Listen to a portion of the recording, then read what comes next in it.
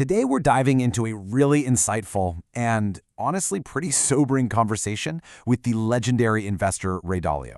He's famous for looking at the patterns of history to figure out what's coming next, and right now he is sounding a major alarm for the Western world. So let's just jump right in with the moment that really sets the tone for all of this. When he was asked, point blank, if he's optimistic about the future of the UK or the US, his answer was just a blunt, straight-up no. It's a jarring thing to hear, so let's unpack exactly why he feels that way. To get a handle on this bleak outlook, you first have to understand his core idea. See, Dalio doesn't look at history as just one random thing after another. No, he sees it as a predictable, repeating cycle of empires rising and falling. He calls this the big cycle. It's a pattern that lasts about a lifetime, somewhere around 80 years. Now, why is that number so important right now? Well, think about it. We are almost exactly 80 years from 1945, which is when the current world order really began.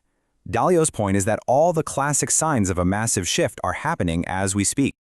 Okay, so what's actually pushing this cycle forward? Dalio has boiled it down to 5 key forces that shape the destinies of nations. Once you understand these, what feels like total chaos out there starts to look a lot more like a structured and maybe even predictable framework. Now here's the really important part. These 5 forces don't just exist in their own little bubbles. They all interact, they feed on each other, and they create what's basically a perfect storm that drives history forward. So let's do a quick breakdown of each one. First up, you've got the economic engine of the whole cycle. When a country starts piling on more and more debt, it creates these massive gaps between the rich and poor and a ton of financial instability. It puts the entire system under enormous pressure. And all of that economic strain, it naturally fuels the second force, internal conflict. As those gaps in wealth and values get wider and wider, the social fabric starts to tear. People lose trust in the system, and you get these incredibly intense political fights between the left and the right.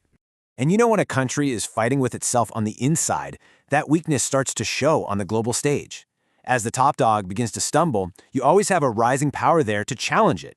And that leads to major geopolitical conflict, kind of like the rivalry we're seeing play out right now between the US and China. Then you have the wild card, the one that's often totally unpredictable but can have a massive impact. Acts of nature. Things like pandemics or major droughts and floods can hit a system that's already weak and just accelerate its decline. And finally, there's human ingenuity or technology. This one is the great accelerator. It can create amazing progress and make everyone's lives better. But it's a double-edged sword. It also creates incredibly powerful new tools for fighting, whether it's an economic war, a social one, or a military one. So, if we take that 5-force framework and apply it to today, how do the US and the UK look? Well, according to Dalio, not so good. He says they're both showing all the classic symptoms of a cycle that's in decline. If you look at them side by side, it's pretty clear. Both countries are dealing with a lot of debt and really intense internal conflict. But here's the crucial difference, and it all comes down to that 5th force, inventiveness. For all of its problems, the US is still at the forefront of the technology war, and Dalio thinks this is the single most important factor that will decide what happens next.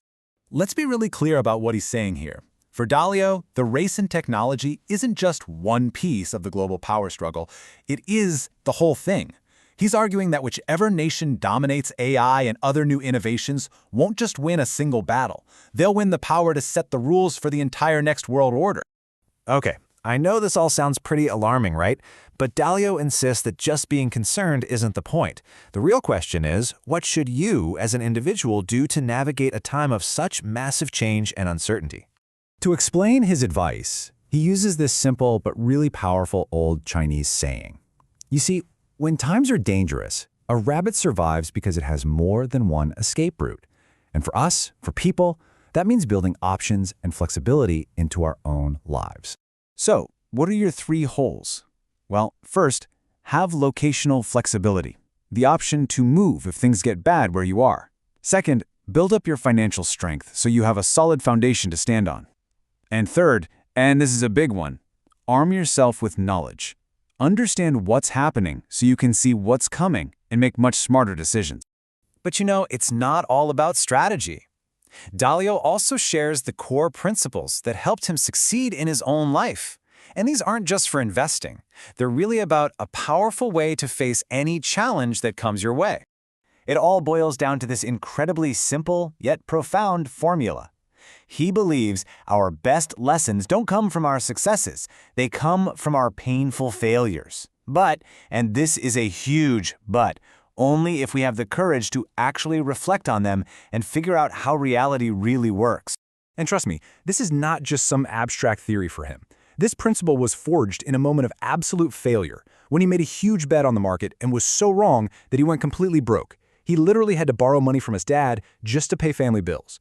That incredible pain is what forced him to change his entire way of thinking. And when he talks about building a truly successful life, his advice is refreshingly simple. He argues that having meaningful work and meaningful relationships will bring you so much more happiness and well-being than just chasing a bigger paycheck or piling up a huge amount of wealth.